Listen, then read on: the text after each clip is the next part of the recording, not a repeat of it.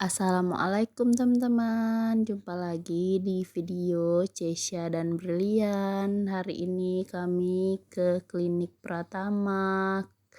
Nah, ini obat-obat bunda yang bunda dapatkan dari klinik Pratama Timah Pangkal Pinang teman-teman. Kira-kira bunda sakit apa ya?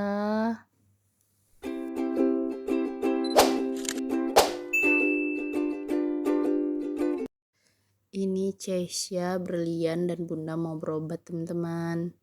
Nah, Cesya mau berobat karena sering pilek dan ini lagi diperiksa sama ibu dokternya.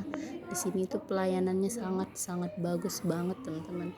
Dan saat kita ngobrol sama dokternya tuh nyambung gitu. Nah, ini lagi antri obat.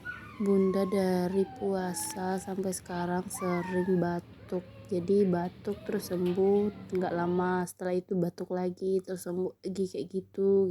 Jadi bulan kemarin udah berobat juga di sini, cuma nggak diperiksa itu amandel atau bukan.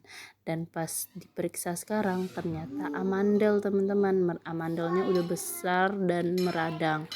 Akhirnya bunda minta obat aja sama ibu dokternya dan dikasihlah obat 5 macam ini.